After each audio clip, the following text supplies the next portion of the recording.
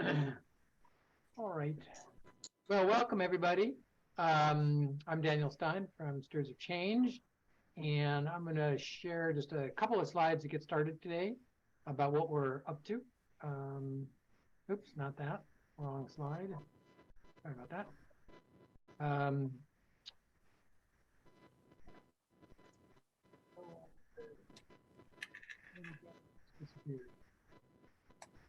There we go. All right. Can you see my slide, as they say? Yep. Okay, great. So this is our last meeting in November here. What we're going to do today, kind of what we do every week, is just got a little bit of time up front, a couple minutes up front to do some intros and a couple of quick updates.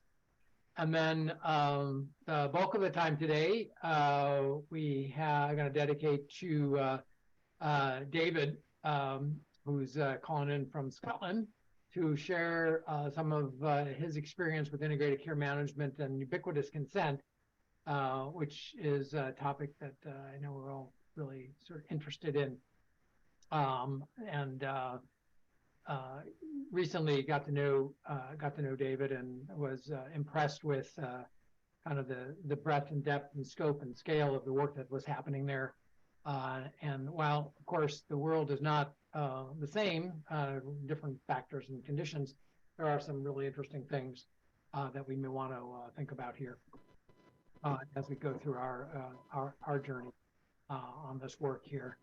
So before we dive into that, I wanted to just do some quick intros. Our custom here is just a quick intro for folks who are new to the call here, just to kind of give us a who you are and where you're from introduction. And we have a couple of new people here, so I will just call on folks just to say where you're from. And if I don't call on you and you're new here, just also feel free to say hello. And if you've already introduced yourself, you can introduce yourself again. So let me start with I think Craig Kim. Craig, are you there? You may want to turn off your or disable your mute and come on. You may not be there.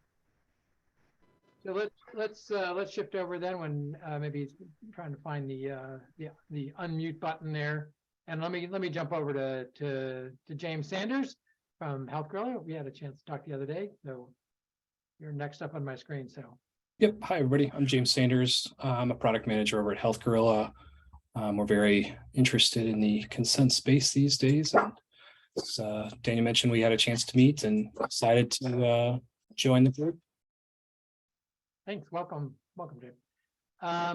Sanjeev, I'm trying to remember. Yes, I think you were on a couple weeks ago, right?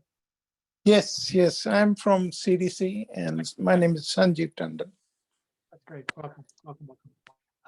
Cassie. Hello. Yes, my name is Cassie Nagella, and I'm with the Colorado Office of eHealth Innovation. Great. Welcome, Cassie. How about Gabby? Hey, everyone. Happy to be here. My name is Gabby Elsinga, and I'm also from the Colorado Office of eHealth Innovation. Great. Simeon, it's been a little while. Good to see you. Good to see you still around. Thanks for joining. Hi, Daniel. Hi, everyone. Simeon Ivanov with Ivanov Consulting Solutions. I'm supporting the NJ Integrated Care for Kids project. So that's always, consent is always, a hot topic. So I'm looking forward to learning something new today. That's great. Thanks for joining. Glad to see you online here with us. I think that the 603 number. Who's 603? That's me, Daniel. Chris Alibrandi from the Network for Public Health Law. Oh, great. Glad you made it. Hi, Chris. I will switch you out. You're more than a number. I'll switch you out for an actual person. Oh, shucks. There you go. Great. And let's see. I think Karen just joined us. Karen, we're just doing a brief introduction. Tell sort of name, rank, serial number kind of thing. Yep, I've been here. Karen Shields with Gainwell Technologies, previously with CMS. Gainwell, as some may know, just won the population health management contract for California. So very interested in consent, just to figure out how we can be a channel to help move this needle. That must be, I would wonder if that was my phone or not. All right, anyone else that's new to the call today? Oh, hey, Craig. Hey, sorry if I missed intros. I stepped out just for a second. My dog was going nuts. I have no idea why, but anyways, Craig Kim from the Office of eHealth Innovation, Senior IT Project Manager. Definitely interested in consent. Been on this project for the past month or so with the state of Colorado. Consent management is actually one of my wheelhouses that I'm responsible for as well. Okay, great. Just let me check on recording. Can people hear me okay? I know it's got a message. I'm okay. Yeah, I think you sound a little quiet, Daniel. That's just my demure personality. That's all. But it may be the microphones here. So let me just go back to the agenda for a second. There are a couple of things I wanted to update. I don't think Eric is on the phone yet, but there's been a bunch of work on the ontologies group. If he gets on, or if he's on and I'm not seeing him, Eric, you're not there, right? No. Okay. Well, we'll come back to that unless anyone was in that. Brian, were you in that group with Eric on the ontologies recently? No, unfortunately, I couldn't make that particular meeting. Okay. There's a bunch of stuff happening with ontologies, and if Eric gets on later, I'll have him just. Well, Daniel, I was involved in that meeting. I can give you a brief summary of it. Great. Thanks, Paul. There's been actually a group that's been meeting fairly regularly to talk about how to prepare for the solicitation that the National Science Foundation is planning to release. And I had some recent communications just in the last few days with National Science Foundation, and they're aiming to have their solicitation out by early February, and they're very eager they're eagerly looking now to see if they can find some partners with federal agencies to help them support the solicitation, not with money, but with people and use cases. So if anybody knows a federal agency that might be interested, they'd love to talk to them. But so far, we're just waiting to see what comes out in the solicitation. And we've had several long conversations, Eric and others, about trying to assemble the right kind of team when the solicitation comes out. NSF did have a week-long set of webinars about 2 weeks ago on how to do business with them in preparation for this, which all of those webinars are on their website and available to look at if you're interested. They do deal with nonprofits as well as universities. So there's an opportunity still to pursue some of the use cases that Stewards of Change submitted. Great, thanks. Did you get any indication of where they were likely to fall with regard to the use cases that we submitted and that we all worked on? I think they still have a pretty much of an open mind, and they're going to be waiting to see what comes in response to the solicitation. It's really a kind of an open issue at this point, Brian. I don't. They're not necessarily tied to any particular use cases, even though they've liked them all. They're really kind of hoping to find at least one federal agency other than themselves to be kind of the partner in providing moral support, at least for the work and value to that federal agency, whoever that may be, but they don't have one yet. So still would be interesting to see what we come up, what comes out and what we come up with. Yep. I think there's a good possibility that one or more of those use cases that we submitted could qualify. Thanks, Paul. Eric, I see you on. So I was singing a little bit of the praises of the ontology group. Did you want to just say a few words? I know things coming up next year, but just to give people a heads up on that. Yes, so we've got three presentations coming up. Barry has a social services ontology coming up for our December. They're always the third Friday in each month. We've been doing every other month, but we're going to go to every month now because we've got a few speakers queued up. So yeah, Barry with a human social services ontology in December. In February, we've got Inrupt, and they're the people that started Solid Project. So Tim Berners-Lee is at the head of that with, I think, CEOs Bruce Thompson, but we'll have a speaker from their company explaining how Solid could be used as a consent server at an organizational level, like a organizational pod that manages consent. And then, of course, you could always have individual pods with their own data.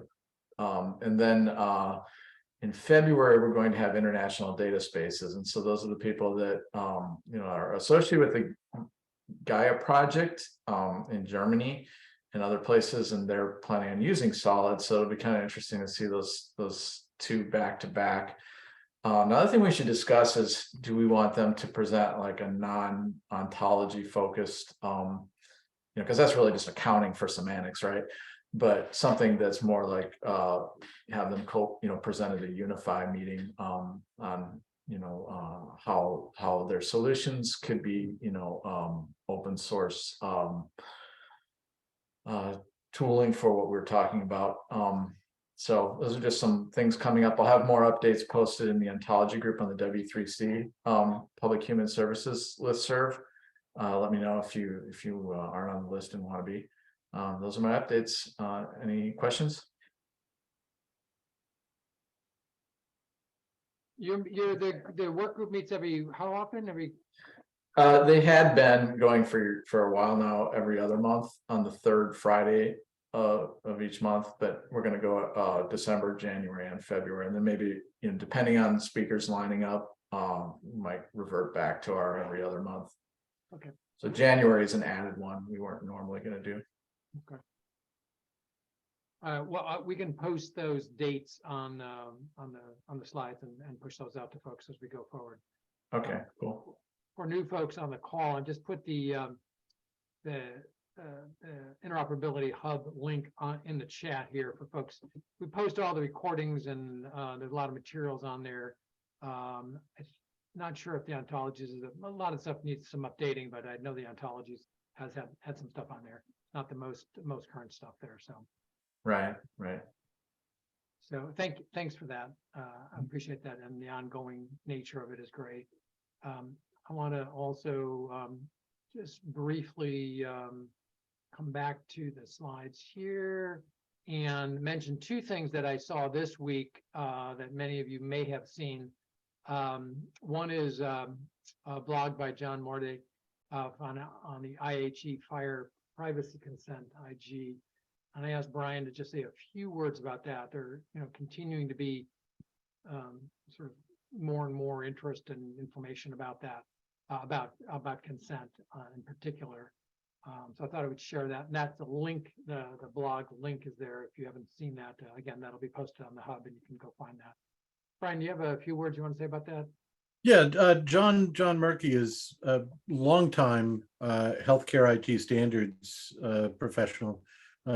Has done an awful lot of work within HL7 as well as within IHE, two different standards bodies defining interoperability for healthcare information. And IHE has decided to start working on a privacy consent implementation guide for use with IHE query protocols, I suspect. And they've decided to base it roughly on the work that John and others, including myself, have been doing on fire consent and fire data segmentation for privacy. So this blog article is really just hey, we're starting to work on this. We finally have a name for it. It's going to be called it looks like the IHE Fire Privacy Consent IG. And as part of this blog article, he proposes 4 different maturity levels for consent, which I thought was particularly interesting and aligns with a lot of the work that we've already done within Project UNIFY. The 4 are implicit consent, where a system declares that it can handle a default policy for consent when there is no explicit consent defined. Explicit basic consent, which I think is what we usually think of when we think about, consent, just saying, yeah, you can share my information, here's my signature. Explicit intermediate consent, which gets a little more sophisticated in terms of what information can be shared, for what purposes, for what roles or individuals. And finally, explicit advanced consent, which is what a lot of us have talked about around data segmentation for privacy, or tagging or labeling of individual data elements with additional kind of finer grained privacy concerns. So I recommend anybody that's interested in this space to take a look at that, not just for those maturity levels, but also for some early work he's starting to do about what are the different kinds of actors, system components you might need to have in order to implement this level of sophistication for privacy and consent. Fantastic. I will see if I can find the link here. Well, I'll find it and I'll pop it in the chat there. I've got it. I'll put it right there. Thanks so much. The other piece of information is a recent. Let me go back to is the SAMHSA, and actually OCR came out with the substance use disorder patient record, NPRM, just a couple of days ago, and it comes in at a slim 260 pages of scintillating reading.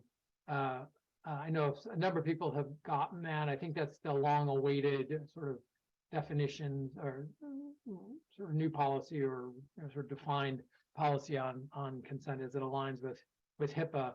I know we're going to try to actually have a roundtable conversation around this either on the 14th or sometime around then with Ken Salyards, who I think, Ken, you joined us, and I think Chris Albatrani or others from the Network for Public Health Law, and others who are interested and involved with this. Ken, did you have a chance? I don't know if you're on the line. Did you have a chance to look at that? And I know that you had a few words to say about it. Is this the be-all, end-all for 42 CFR, or is there more coming? Well, I think that primarily it's being aligned with the basic consent that you see in healthcare. So it's being aligned with HIPAA, and I think it'll stay there. OCR actually wrote the document. I suspect that SAMHSA had little input to it, and OCR had most of the input to it, because it's being pushed under HIPAA, I think. So I have to spend some more time with it, but that's my initial reactions. Right. Anybody else have a chance to dive into it? Any top line? I know that Chris, I don't know if Chris is going to be summarizing that at some point in the next couple of weeks, I guess. Yes, I'm waiting for it to come out in the Federal Register tomorrow, because it's much easier reading and it's fewer pages when the print is smaller. Great. All right. Well, that should be of interest as we kind of move through our work on consent and the like. So if there are any other updates that folks want to sort of throw out, now would be a moment to do that. Anything interesting or burning for you? Okay, so we're going to move into the presentation today by David. I want to also just take a moment and say thanks to our members and sponsors. And we're have to put a plug in here for those of you who may want to become members of the NIC. We welcome you with open arms. But I want to recognize folks who have stepped forward this year. So thanks for those folks. And now let me briefly introduce David. I think a couple of you have met him already briefly. New relationship, but he comes with a long experience from working with the Scottish government, a lot of interoperability, CIO kind of related activities. And our connection point was around this work around consent. And when we started to talk, I got really excited about the work that was happening in Scotland, and as we know, some of the work has been sort of moved forward in the EU around consent and data interoperability. Some areas a little faster than what's happening here, and so he graciously agreed to share some of his learning and experience with us today. And I'm going to turn it over to David to give us a bit of insight on what's happening there. He's open to questions and dialogue. And the only question is, David, do you want me to run slides, or you want me to just turn them over to you and you want to run them from your computer there?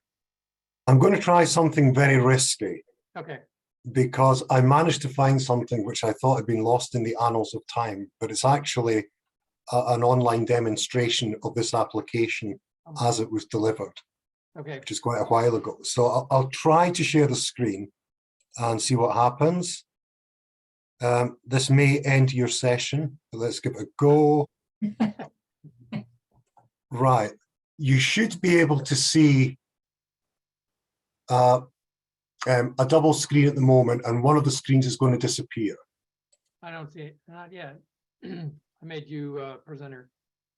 Not yet. All right, I've got it on screen 2. Let's try. No, this is the one that I want. Is this that Google product? It's not. It's. I have no idea what it is. I hate Zoom. I'm just letting you know. And how's that? Can you see anything with this? No, we just got the folks here. Oh wait, no, here comes something. Yay! Yeah, there we go. Great. Okay, apparently you've got to triple click it. Excellent. Right. I shall hide that, and you should see. Can you see a presentation in front of you? Yes. It says duty to cooperate. All right. Sorry, it should say consent, the journey. I think I told you it was risky. I think we're on slide 2 here. That's the reason. Right. Could you run the main slide? Then I'll stop sharing, and if you just take over. Yeah. Okay. And then you'll just have to come back. Yeah, and I'll just see if I can pick up the. Right. So you should have control now. Yeah. I'm yeah. back here. Okay. Great. Let me do that. Making the sausage here. There we go. Okay, that's it. Yeah. Perfect. Right. Good evening, everyone. Sorry for that usual technical joy that we have when trying to do something clever. Always a bad idea from my perspective. What I'd like to do is cover a journey, if you like, as we saw it in Scotland, which was when everything started, and this was back in 1999-2000, when we started working on consent. Could you move to the next slide, please, Daniel? Now, Scotland, it's an idyllic place. The journey began in a small village, the Strathbrock Partnership Centre in Broxburn, which is a small Scottish town in the county of West Lothian. Strath means valley, Brock means badger, and a burn is a stream in the Scots language. As you can see there, you have badgers frolicking next to a stream in Uphall, which is next to Broxburn. It's an idyllic setting for working in the community to share information for the common good. And actually what was being built there was a partnership centre where the NHS, the safeguarding teams, the mental health teams would all be co-located so they could work more closely together. Could you pop onto the, yeah. However, Scotland is not an idyllic place. We are top in the league table in the Western world for drug-related deaths. We have the highest death rate from heart disease in the Western world. And the poor health profiles of Scotland, and especially that of its largest city, Glasgow, are well known. An awful lot of this is due to deindustrialization. We have got a significant issue with alcohol abuse, and we have got a historically poor health record and diet which goes back centuries in relation to the deprived areas of Scotland. So, for example, in the most deprived areas in Scotland, you'll be lucky to have good health into your 50s and lucky to survive to the end of your 60s. Whereas the life expectancy in the, shall we say, more gentrified areas is commensurate with Japan and America. You should have a happy life up until your 80s. It's a very, very mixed country. Next, please. We started off in the Partnership Centre, which was in an area of around 27,000 patients in the middle of Scotland, with records on 3 different systems, and they were owned by Health. We also had doctors who are not all in the health service. A lot of them are independent GPs, and all of our social and community services. And that's everything from mental health to child protection to adult protection and social work.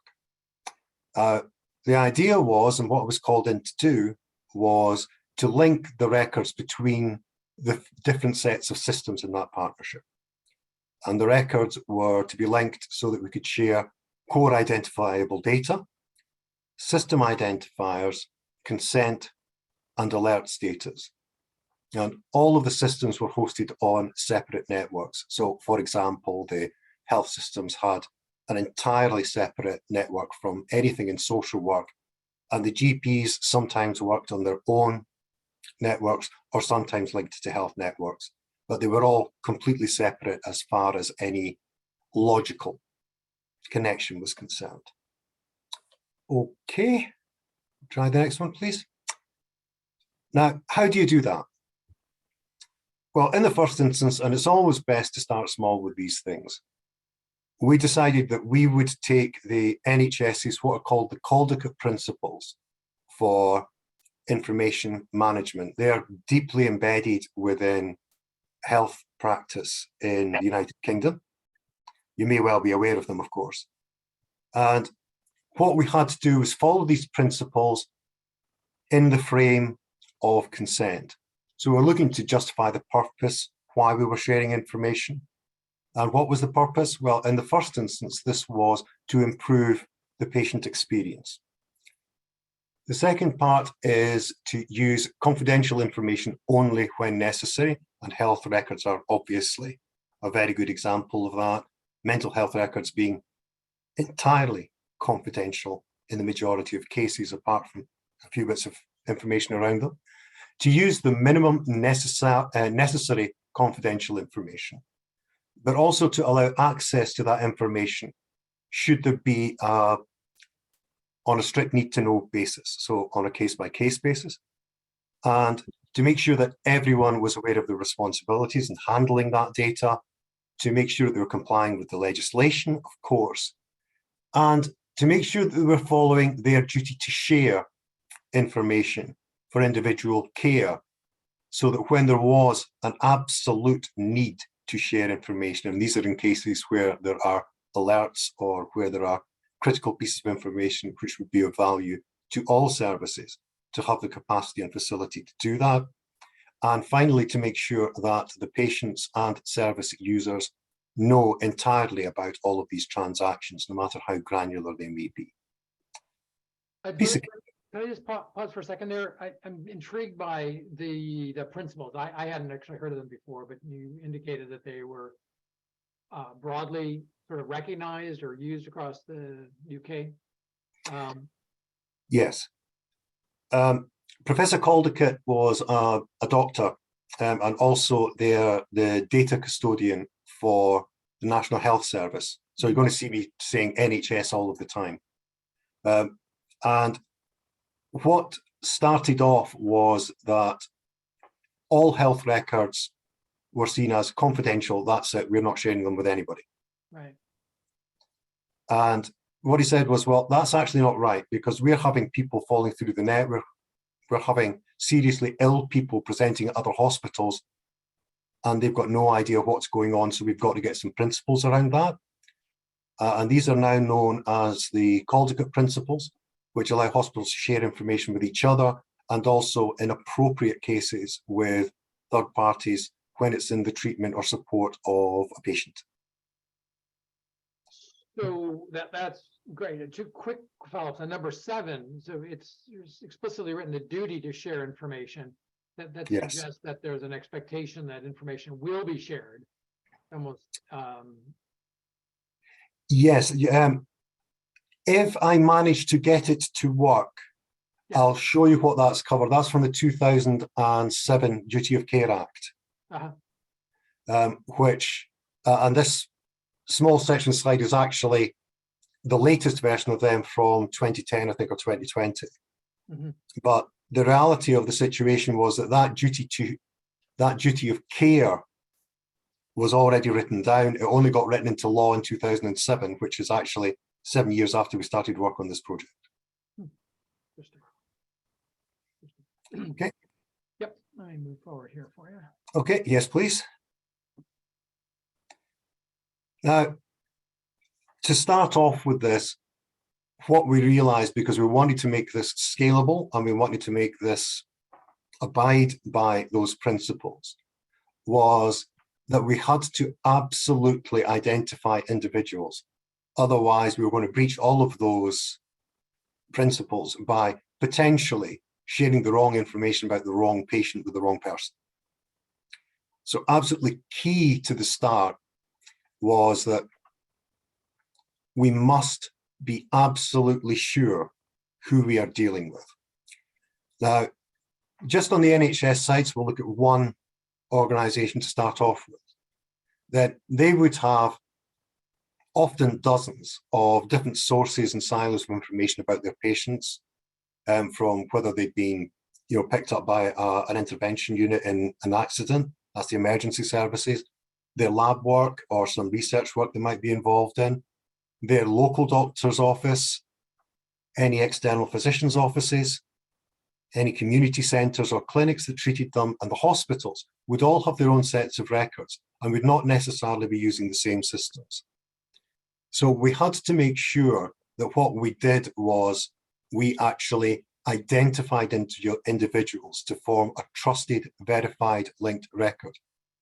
Now, about 3 weeks ago, there was a reference to the UK kind of has a unique identifier, if you like.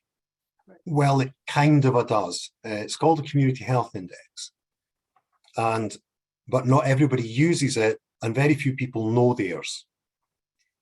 And it's a number that's given to you at birth, which is used to index you on health systems. So I would be David Robertson, 24/7/64, 775, or what have you. And I'd be known by that number. And all of the systems in the NHS have got the capacity to hold that index. Now, this made the first job relatively straightforward. We could link the CHI numbers of any individual, and we could check the records and start pooling the trusted sources together to get a linked record with one ID, and then generate a separate secure ID for information sharing. And that's what we did. This is deterministic matching is the way that we used it, because we have a deterministic match on CHI number. Then it starts to get a little bit more complicated, because nobody else in the known universe uses CHI number or stores it. or uses it to identify individuals. So can we go to the next one, please? Sure. When you start looking at sharing information with different organizations, you have an order of magnitude of complexity added in making sure you're dealing with the correct individual, unless you are actually recording that there is a match against the CHI number, if you like, or sometimes producing a CHI number for individuals who have not yet been issued with one. And we're talking about preborn children. We're talking about people who have come from different countries or different areas, which don't necessarily have an ID number. You're also looking at itinerant populations and Romanis, as we call them, gypsy moving traveling families, who may not necessarily have recorded the birth of themselves or their children or the families. So we decided to take what is a de minimis approach to information sharing, which is that we will start with a project to cleanse the identities of the people that we know in that area. So that was the 27,000 that we knew about. And what we did for that was we used some what we call probabilistic matching tools, which will match parts of the data set with existing trusted names, addresses, date of birth, indexes. And it does that automatically, and it will generate the probable matches of, say, David Robertson from West Lothian with David Robertson from where I now stay in Glenrothes, for example. And if I changed my name or I had middle names, etc. It's quite a powerful set of tools. And what we were able to do was to set up a matching service, which was burn after reading, I might add, and letting people know that we were doing that. So there was an element of consent and informing to it, but it was below the threshold of personally identifiable information. So it was never really challenged. Just said, we're trying to tidy up our records. Do you have any objections? Nobody raised any objections. So we sent that out to everybody. And we did that matching before we started putting layers on top of the indexing model. And that went really well. We ended up, I think it's on the next slide, but so if we can just go to that, please, Daniel. Okay. What it meant was we linked the records in the social work system to make sure that they contained a CHI number and were linked against the health record of the individuals. We did the same with our child protection, mental health and GP records. And we ended up from a starting base of 27,000, we actually ended up with an additional, I think it was 6,000 matches for people that had had interventions with social work on a deterministic way, and another 3,000 or 4,000 on top of that of people who had had interventions around either health or social work to make sure that the index was complete, because not everybody has a social work record, obviously, or a mental health support record. Now we were able to start wrapping around it. So we have that central core, and we can add secure services, web services, to manage the shared data, which includes and carries the consent status with it. So we built a user interface to handle shared information from multiple sources, from one application to another. And that meant that if you had a health record and you went in to see a social worker, for example, they already had your key medical history, the shareable part of it, and also any alerts and concerns around you. If you went to the front desk, they would know which GP you were seeing, etc. So it was very good for business, and it worked really, really well. And it ensured, and we continued that process of giving everybody a leaflet on what we were sharing information about in the partnership centre. Again, no problems, no issues. And that ensured that the consent information and the forms were available from every health centre, hospital, general practitioners and social work office in the entire area, wherever you went. Really handy. And on the left-hand side, you'll see what we started off with which was basically a flow chart for the practice teams of when and how to share information. So it was basically to make sure that consent had been given, if there was a legal requirement to do it, if there were, I'm not sure how clearly you can see this drop chart. Actually, I can't see it particularly clearly, and I'm trying to move it and it's just not happening. No, I don't. Onto my big screen. But when it comes right down to it, we had, that's it. We had this flow chart that we followed. Thank you. And you'd ask if there was a clear legitimate purpose for sharing information. If that was a yes, and we had manuals and guidance around that, then you'd then ensure that you had consent recorded or asked for it at the point to share. So that if the answer was yes, you are able to share information, but there are conditions in there, and that follows the, I don't know if you can see the cursor, but that follows going narrow down to the share information at the bottom, and you've got to identify how much and distinguish fact from fiction, etc. So you've got to follow the principles within that model, but actually in practice it's fairly straightforward because the practice teams know what they're doing, they know what the purpose is for the appointment, and they know what information, they can only see what information is allowed in the support of that activity. And of course, if you do not have that consent, there has to be either a legal override for it or a risk or concern to the individual for you to be able to see a shared record. So it's all entirely conditional and consensual. Does that make sense? Yeah, it does. I love the flow chart part of it and being able to very clearly sort of move through that. I'm a little, can you elaborate a little bit more on the actual consent? Where does that sit? Where did that sit? How was that handled? We trained all of the staff in the consent principles. Obviously, the NHS teams had already had consent training, and we went through the process with them. So we'd have workshops with groups of practitioners who would work with us, and we would only agree what was allowed within the, the framework of their operations.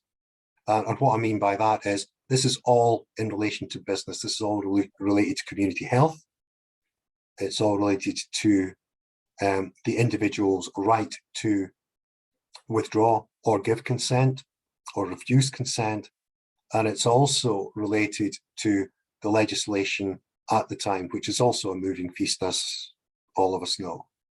So if, from the patient's point of view, you'd walk up to the front desk, if you like, say, I've got an appointment with, for example, the mental health team. And yes, there were paper consents. There were consent forms that were given. There was also within the actual appointment documentation, if you like, the notes. We made sure that there was the opportunity for that to be recorded within the appointment to make sure that there was a record at all times. So it's very granular. And that way, when you presented and you were going to see the mental health team, as you were going over there, you'd have been identified as David Robertson, serious mental health problems, especially on St. Andrew's Day without whiskey. And they would be able to look on their systems to make sure that all the relevant information was there. They would only be allowed to see what was appropriate to that. There was a lot of work done with the practitioners and practice groups to follow the workflows, to make sure that this was applied at every stage. But actually, again, once it was done, you make the direct linkages. So you only see what you're allowed to see as a practitioner as the patient comes in the door. And you've got in front of you your system. Then you've got the alerts on that system through a web portal. And you've got the shared information through that web portal. And you're able to match that with your record. And you're able to have certainty that you're dealing with the right person, all of the available information where there is consent or an obligation to share. And that's how it worked. So Michelle has a question. I think others may have the same question. Were these digital or are they computable? Do they sit in the central registry? How are they, and are they consistent across all of the providers, health and social? They are now, yes. We had to do it on a local by local basis. So, but once we built the principles in West Lothian, we were the first to do it, and we partnered up with another area, which was Lanarkshire, which is a state, if you like, a county in Scotland. And then they followed the same principles and used the same technology. And there were tweaks and there were improvements there. And then once it had been done in a number of partnership sites, it was able to be expanded into a national framework, all working from the same principles. That's where all of the interoperability work came. That's where the changes to legislation came. But this is later on in the journey, if you like. Okay. Yeah. Good. Want to hear more about that? And yes, electronic, sorry. But with written consent, we sent letters out and everything, and we put leaflets in every single office. First of all in West Lothian, then in Lanarkshire, and then in Scotland. Okay, can we go to, because this is what changed everything. I think it would have stayed a local implementation if it hadn't been for one of the most horrific failed child protection cases in the history of the United Kingdom. It's a beautiful young girl. I still get shivers every time I see this photograph. We had brought to one of the hospitals an 8-year-old girl who died of hypothermia in the context of malnourishment, a damp environment, basically being caged with 128 separate injuries around her body. She was known to social services. There were 27 case records open on this family. She was known to the police.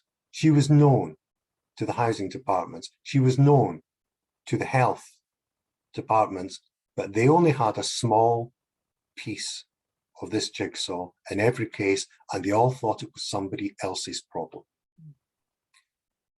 And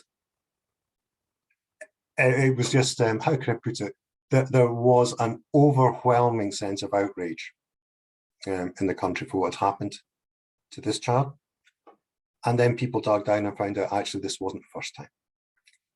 And there were investigations which were damning of child protection services. Lord Leeming was the chief judge who presided over that. Legislation was prepared to ensure that this never happened again.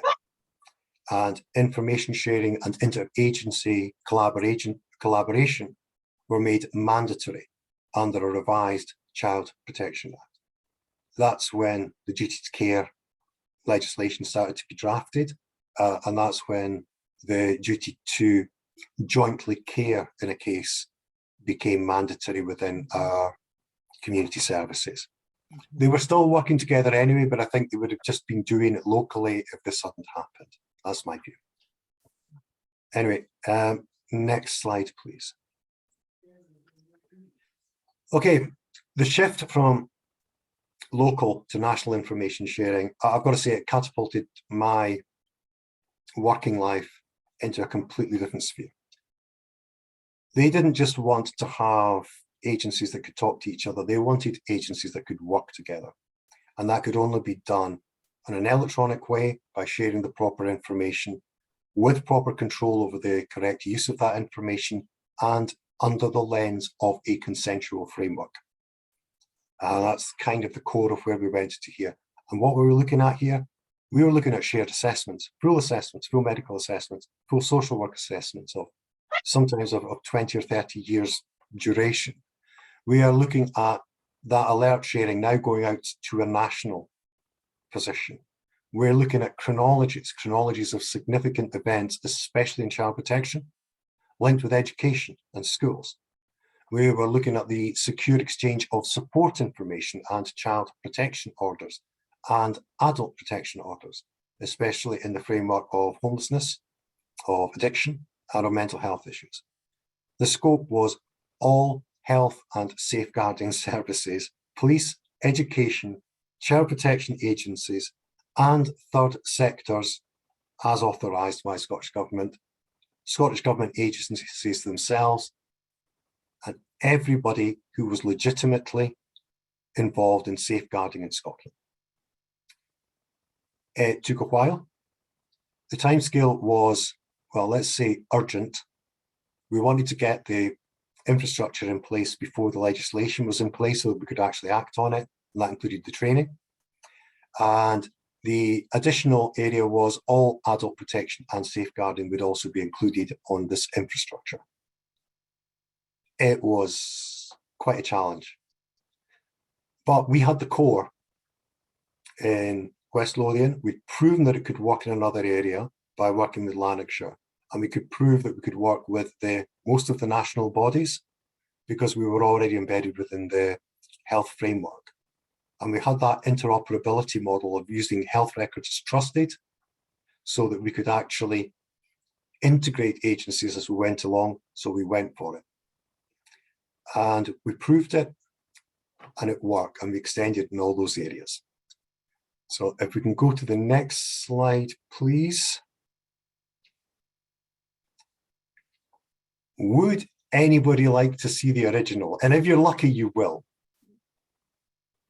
It's a rhetorical question. If I can make this happen, it's going to happen. Right. I'm going to try to share the screen now, so things will go blank. I think I may need to stop sharing on my side here. Okay. I'll stop sharing on my side and you can pick it up on your side. Right. Well, let's see if this comes popping up. Something's coming. Does it come up? Yeah, I got something here. Awesome. Yep. Right. So the duty to cooperate was set out in 2007, and it covered all of our local authorities, NHS, Police, Care Commission, etc.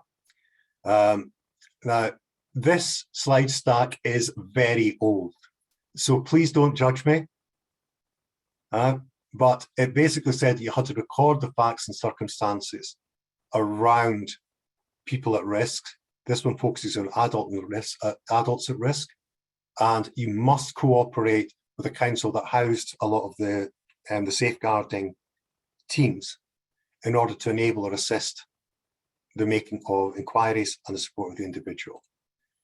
So we drew from existing legislation from the 90s, and where we made the changes in green,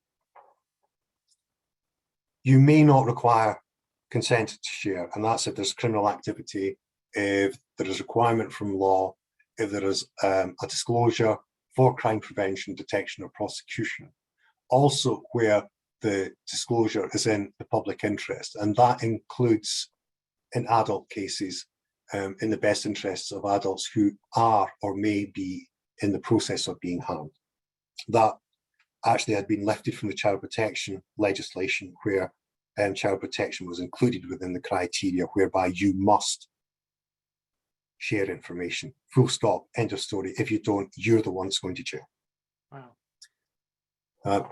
So the adult support and protection part of that was added in 2007. Bit of lingo here for you. EIRD. This is our protection form for everybody, adults, children, what have you.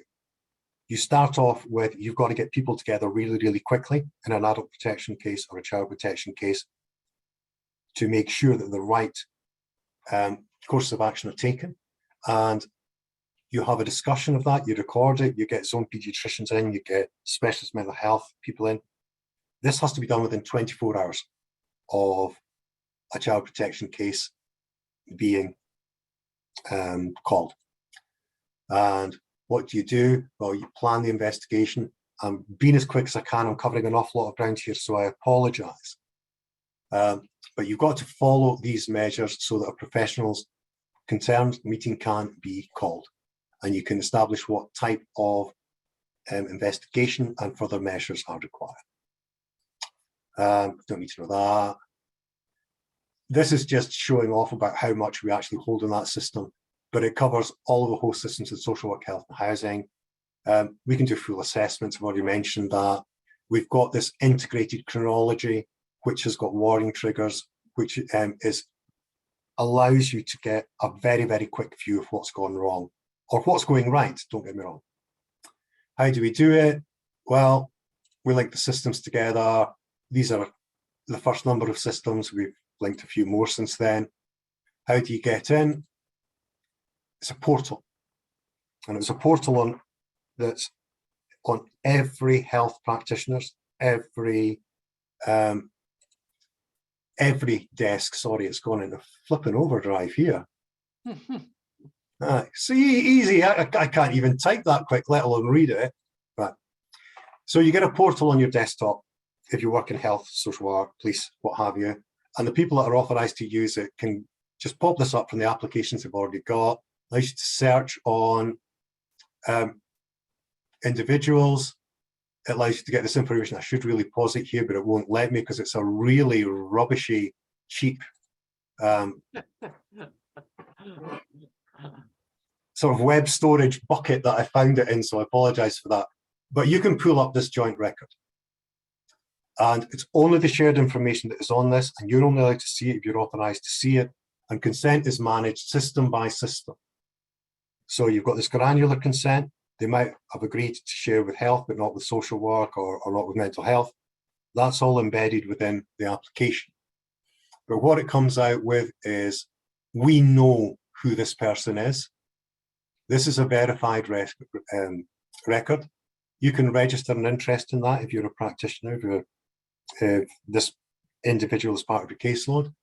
You can add a consent request, so there's a real-time call, digital call for consent.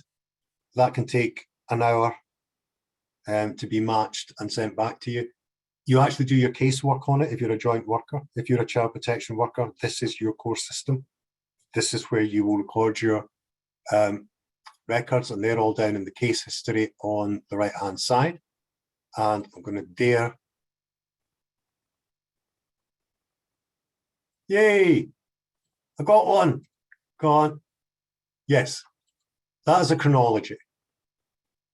And what, you may ask, is a chronology? Stop it. Not cooperating.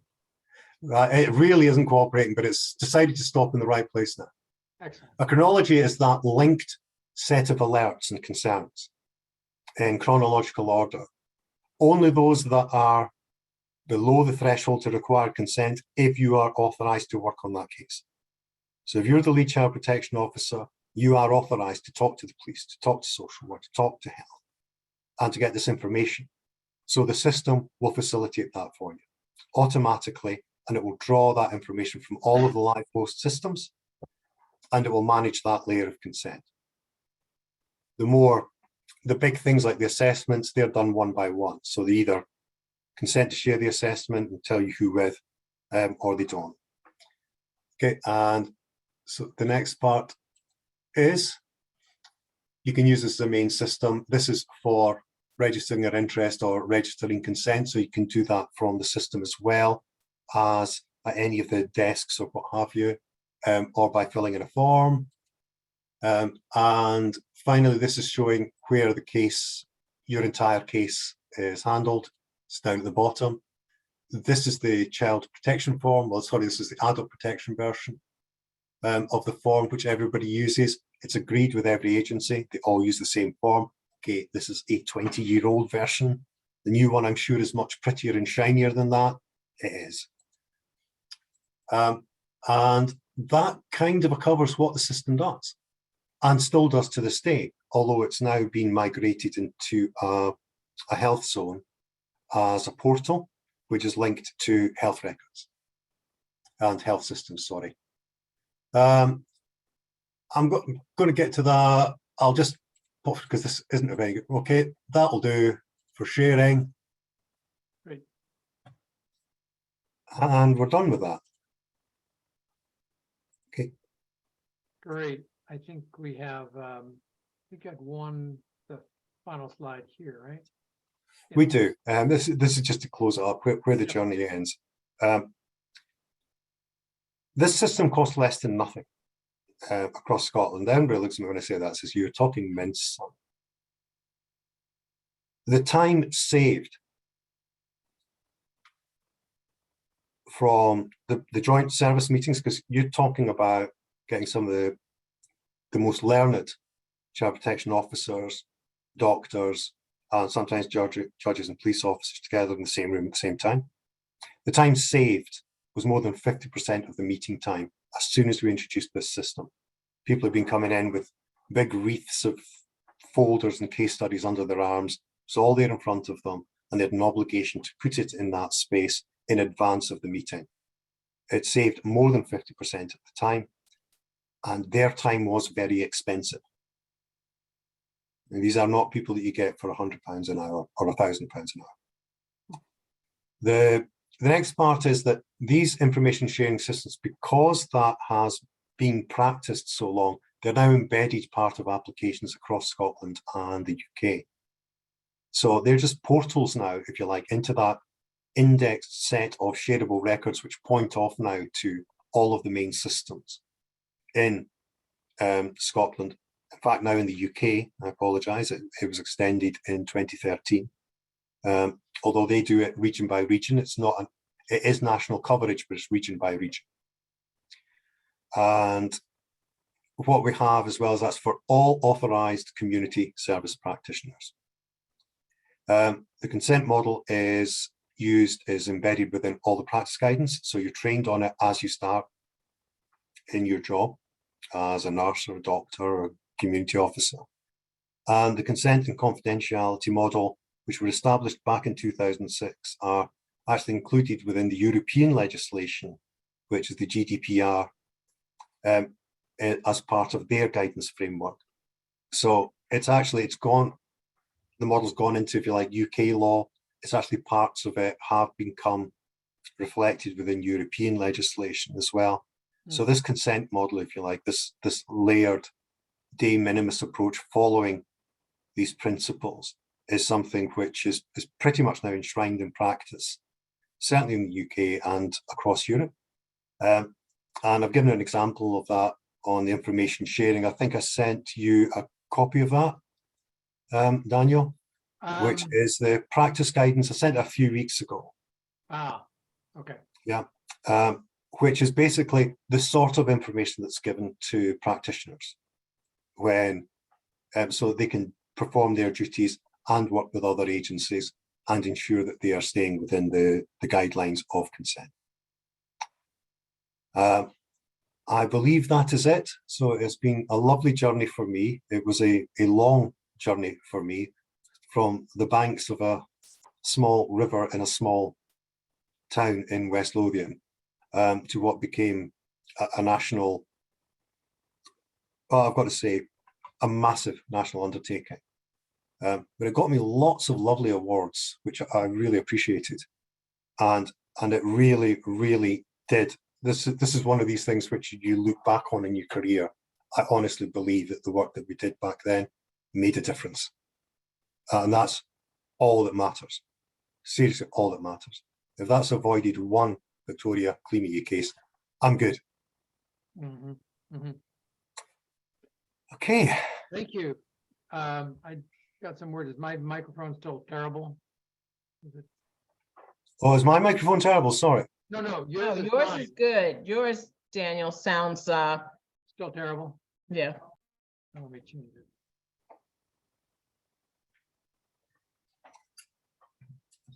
Anyway, thank you very much for your time, and I shall now enjoy a nice cup of tea. Were there any questions, or are we all good?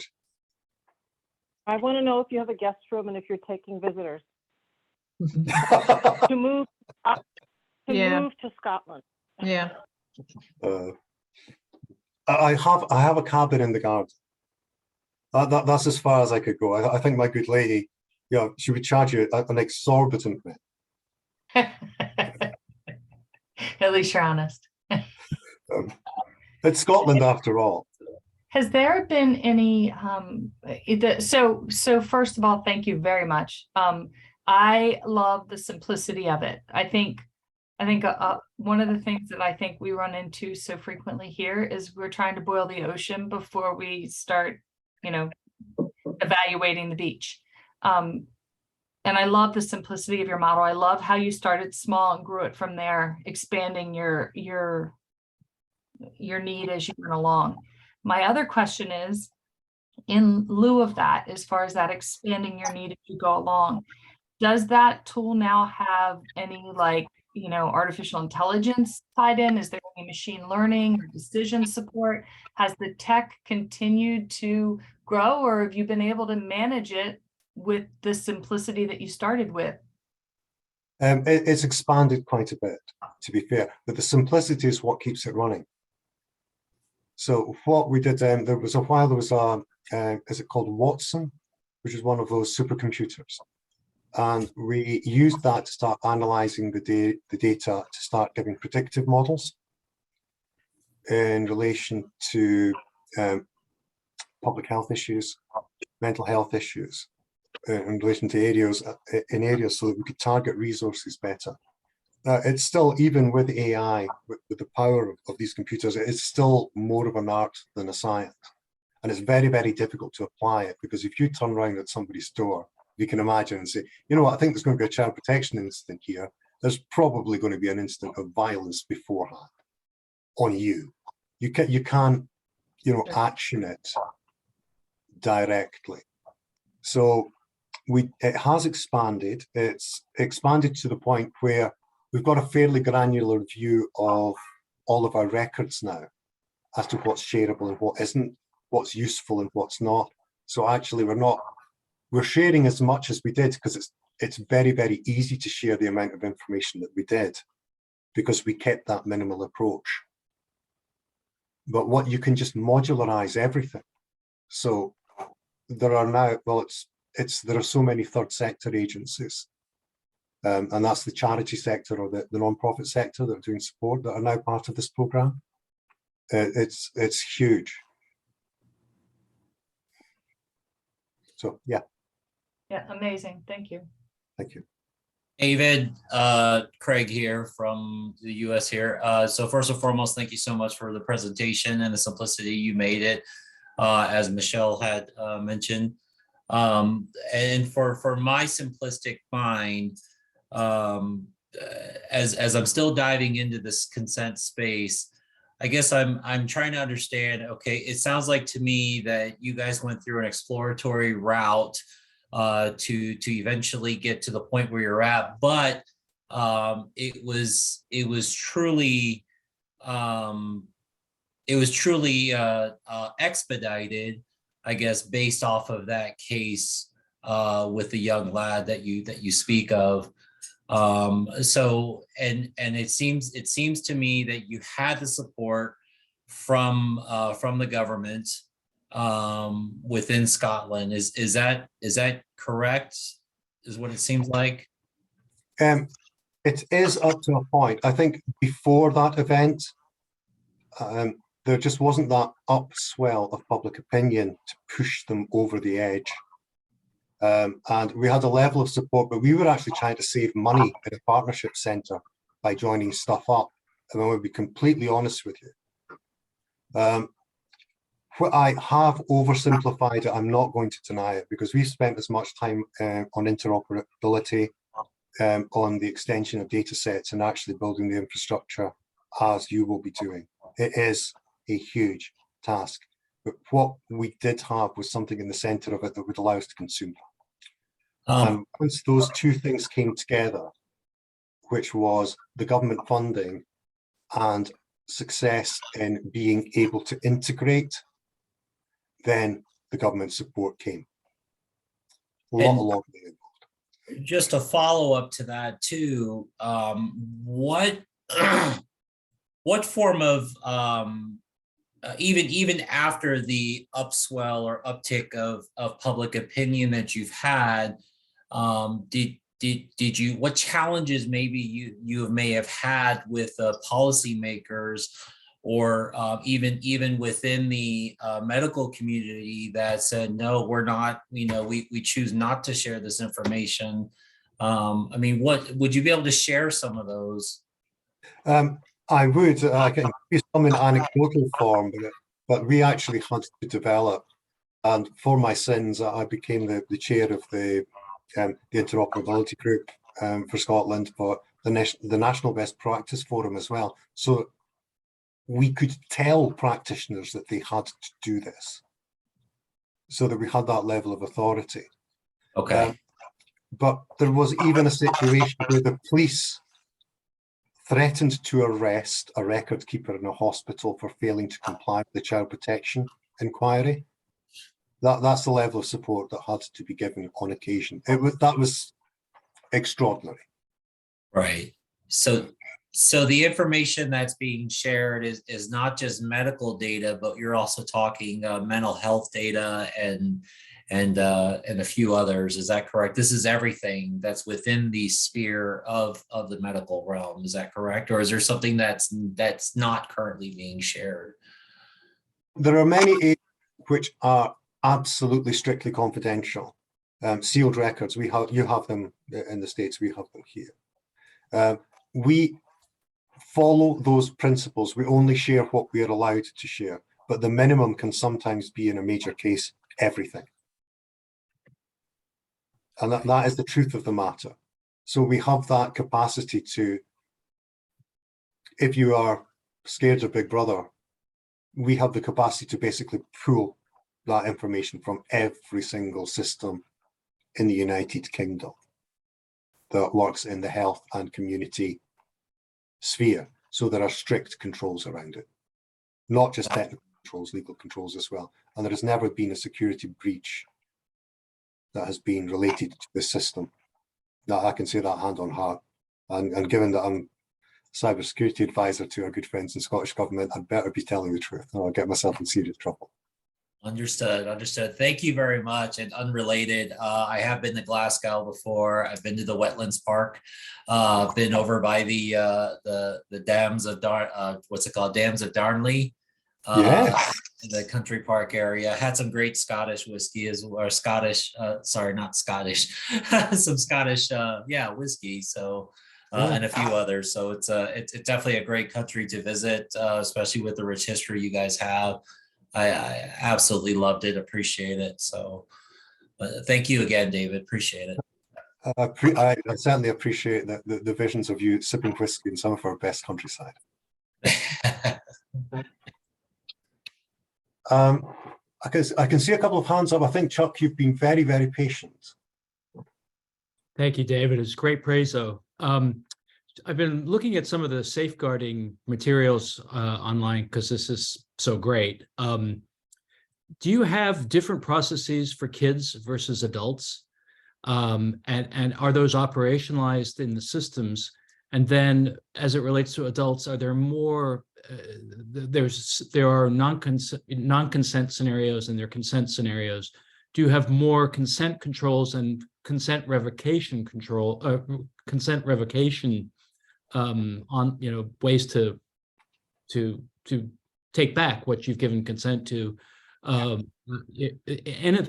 don't think you have to answer everything now, but it'd be great if you could bundle up any set of URLs or materials that kind of lay out a picture of how the systems are built differently, if at all, for the needs of juveniles versus adults, and the sets of controls that you give to the different types of data, if it's a consent scenario and not a non-consensual scenario. Okay, there's one principle that I mentioned that we applied, which is the de minimis approach, which is that you always go for the least amount of information that must be shared, but allow the capacity to go more widely so that you focus on the subject concern. As far as the controls are concerned, we go for the de maximis approach, which is they must be the most sturdy and robust. So we built the controls around the principle of somebody being incarcerated in a mental health institution with a history of violence against their will. That's as tough as you get. The principles which apply to that are very, very straightforward when you then apply them further down the path. So yes, there are different principles involved between adult and child protection. Obviously, the age when a child is able to be taken credibly, which is 12 in Scotland, and where they can actually manage their own consent with support. for adults, but the model is suitable and was suitable and only had to be extended slightly for adults. The main problem with adults, of course, is that they move around a lot and they tend not to be in contact with something like a school all of the time. But the principles of the system is basically the same for both, with a couple of extra controls to manage that. Yes, we have to be, there are differences in the consent model that we apply, but as you can understand, what we had to do was we took a timeline from pre-birth to death and applied not just the consent principles, but the information sharing principles so that we could touch on every single point. Sounds a little bit morbid, but you have to look, we had to look at the model in that way as we were introducing it when we introduced adult protection, and especially for the elderly. Do I have the original workings of that? I shall see if I can dig that out, because it was a very complex model and it was built into different areas of guidance. So it isn't just held in one area. The guidance applies to mental welfare, for example, well-being, homelessness, a lot of other organizations. So I don't think there's one single location where that consent model is applied, apart from the timeline that we built 20 years ago to support the information sharing model.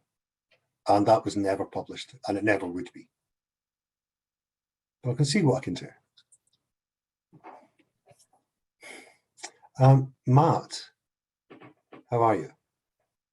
I'm great. Outstanding presentation. Thank you so much for presenting. So first of all, great work. And what are elements of like integrated eligibility for government benefits and across each of these agencies is included, or is it kind of more focused on the case management, care management that we saw?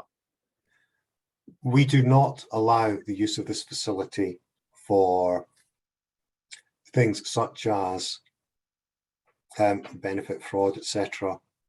This is entirely for child protection, adult protection, and community support and safeguarding. They would need to require a court order to have any access to the system. No, just to be clear, I didn't mean fraud. I meant like for eligibility.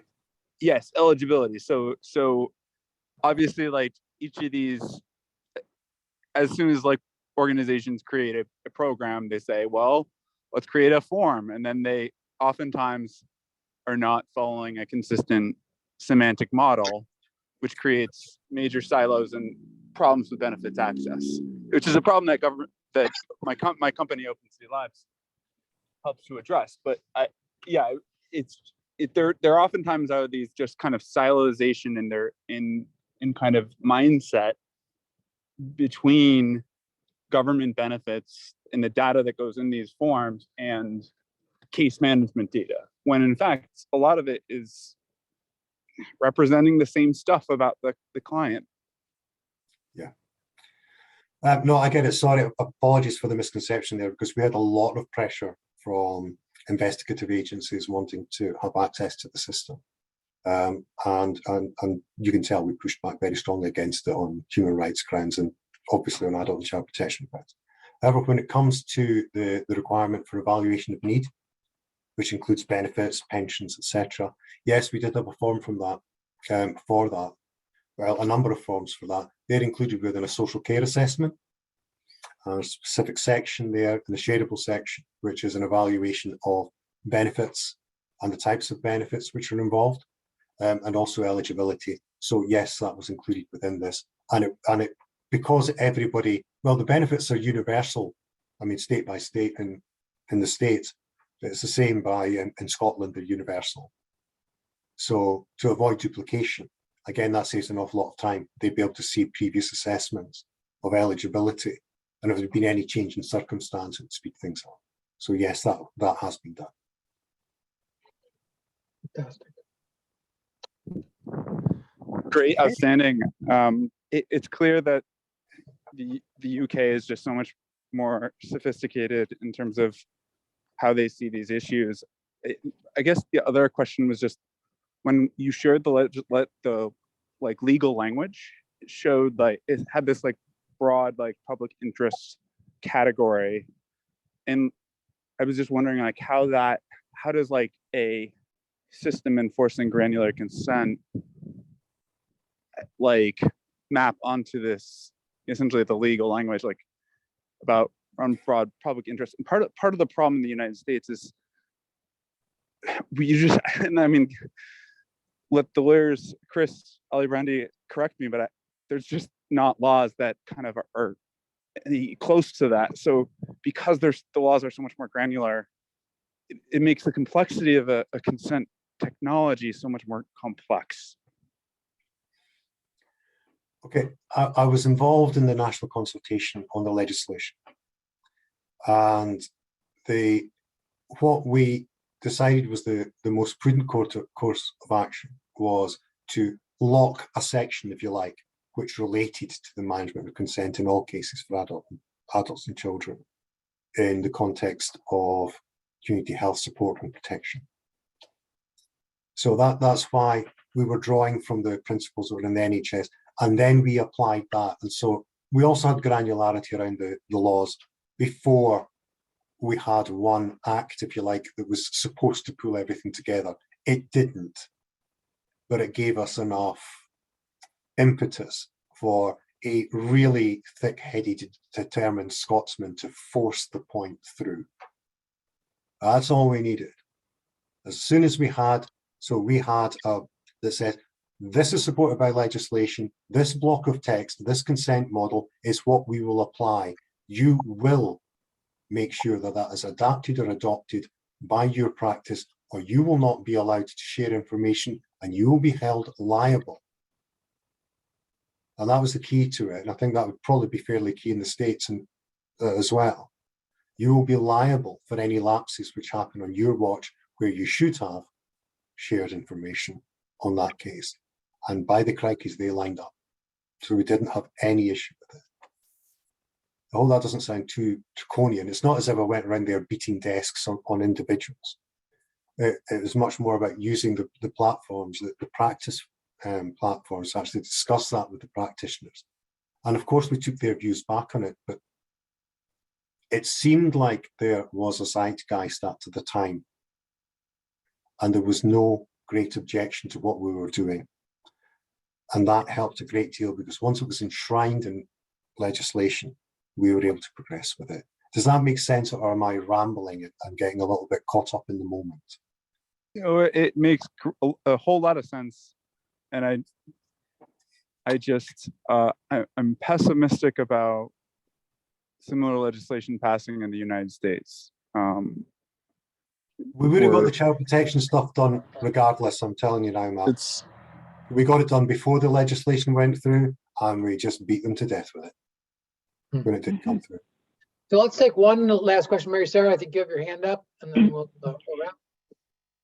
Yeah, so I think one of the key important differences is that point, David, that you said a minute ago, was being able to hold them accountable for what happens to somebody if the data is not shared.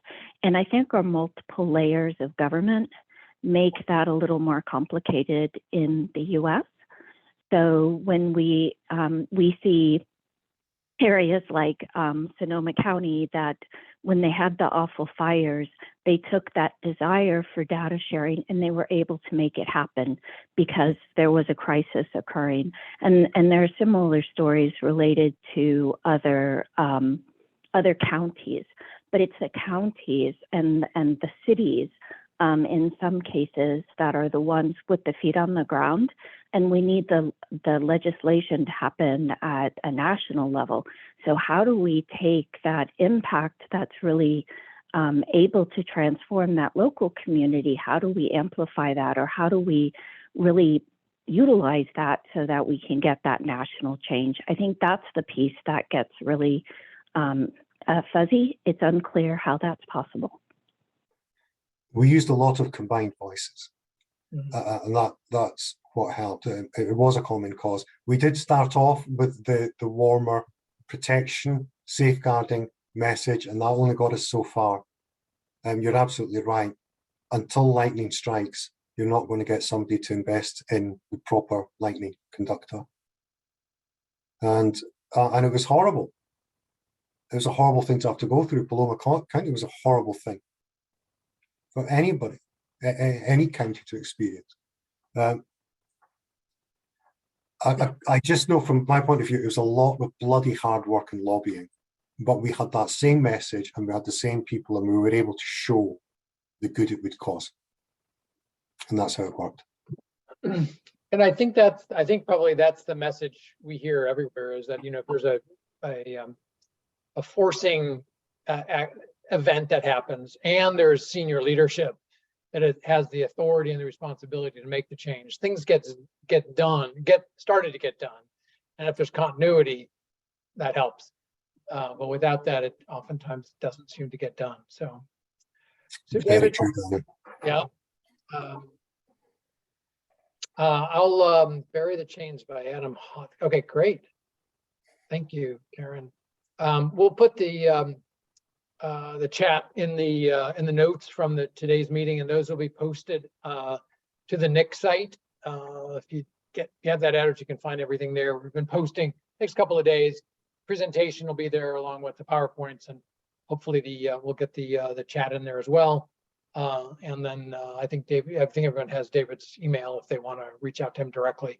And you'll be on the next couple of calls anyways. So we have Ken has offered to speak in a couple of weeks about what's going on at ACF and a couple of the sites, and then we'll probably take a break after the 14th, and then come back in January and start to do some other work there. So also always open to suggestions about other presenters from folks or cool things that are happening other places. But we'll see you soon. And thanks again, David, for taking the time and dredging up all of these wonderful thoughts and ideas. I appreciate it here. Hopefully we can build on those. No, thank you very much. And thank you for the lovely questions and supportive commentary. Yeah. Really appreciate it. Anything I can do to help, genuinely, I'm here for a reason, and Daniel knows that.